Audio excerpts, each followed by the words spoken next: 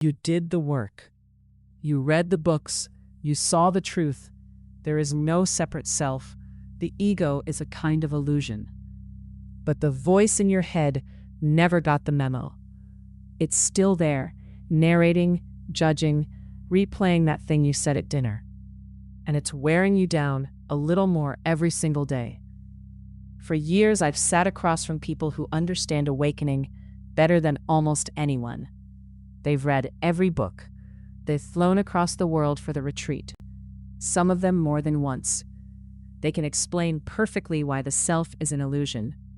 And they still lie awake at 2 a.m, listening to that same voice tear apart something they said.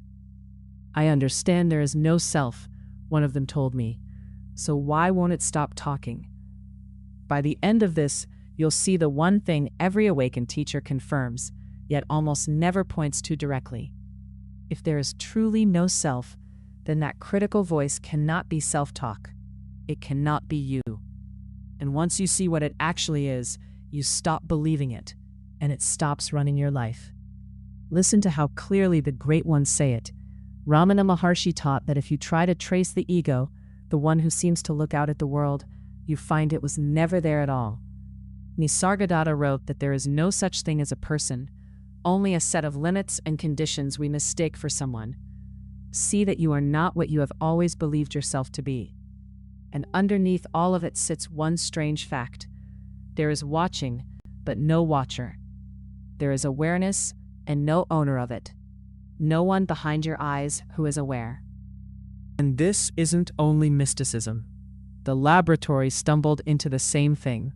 In the 1980s, a scientist named Benjamin Libet wired people up and watched their brains as they chose to move. The brain began the movement first. The feeling of "I decided this" arrived a fraction of a second later.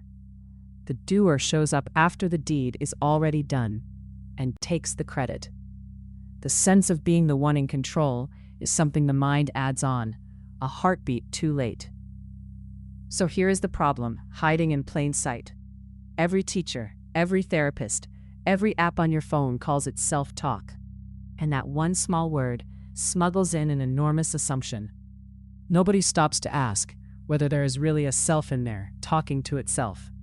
But if the teachers are right, and I believe they are, then self-talk is a contradiction. You cannot have self-talk with no self to do the talking, which leaves a question almost no one answers out loud. If there is no self, then who or what is narrating your life? This is the exact edge every teaching walks you to, and then falls silent. Toll tells you to watch the thinker. Rupert Spira tells you the self was never there.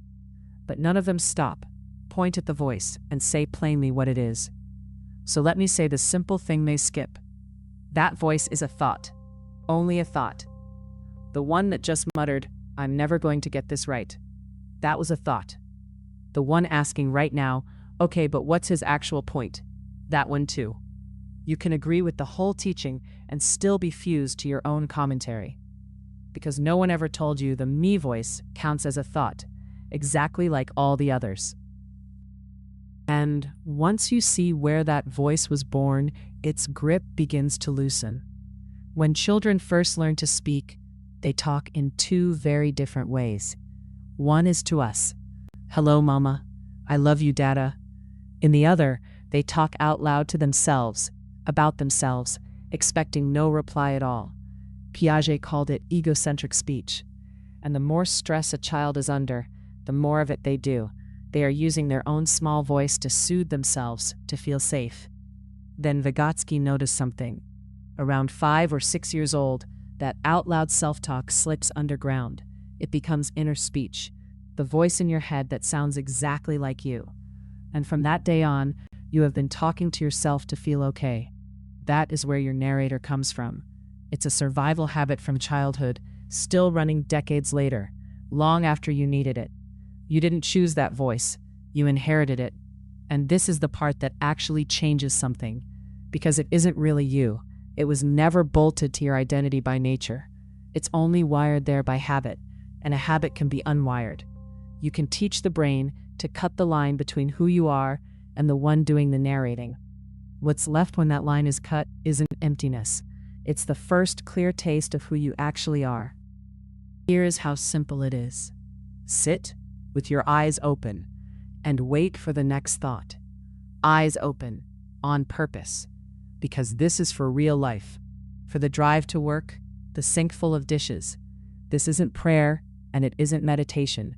You are only watching. Don't reach for a thought. Don't force one. Just wait for the mind to move on its own. And the instant you notice you are thinking, the voice is gone. That's the whole practice. You simply catch yourself in the act. And there's a reason it works so well. You have two networks in your brain that can't run at full volume at the same time. One switches on when you're absorbed, focused, concentrating, deep in a task. The other is the one that narrates, that comments on you all day long. They pull against each other, like two ends of a seesaw. Have you ever noticed that? Lost in your favorite film, there is no voice in your head at all? That's this, happening on its own. When attention lights up, the narrator goes dark. So noticing the voice is enough to switch it off. You notice, and you let it go. You don't argue with the thought. You don't talk back to it. You don't grade it. Do that casually again and again. And one day it simply lands. You were the one watching all along, never the one talking. That moment has a name. Disidentification. It isn't a trick you perform. It's what's left when the identifying stops. You're not chasing better thoughts or more positive ones. You are loosening your grip on thought itself. Think of it this way. I call this my shirt, but if I sold it to you, I'd stop calling it mine within a breath. And if I somehow believed I was the shirt, would its color change who I am? Of course not, because I am not a shirt, and you are not the voice in your head. You don't have to take any of this on faith. The moment you turn and look straight at the voice, it falls silent. Watch a thought drift past, like a cloud, without chasing it or reaching for the next. It leaves, not because you fought it, not because you won some argument. It simply leaves. And if that voice were really you, it could never leave. That is the proof. Let me leave you with one picture. Imagine we climb to the top of the mountain, and there stands an enormous red tree, hundreds of feet tall. You've never seen anything like it. You are speechless. And me? I'm standing right beside you, thinking the word sequoia. You are living the tree. I am living a word.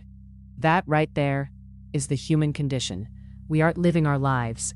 We're thinking them, lost in a running commentary and mistaking it for being alive. So disidentify from that voice. And you don't only get silence. You get to finally meet the one who was here the whole time, underneath all of it. You did the work. You knew there was no self. Now you know the voice was never yours to begin with. Life is perfect, right up until you think about it. If any of this brought you a moment of stillness, then stay a while, subscribe, and let this be a place you return to whenever the voice grows loud again.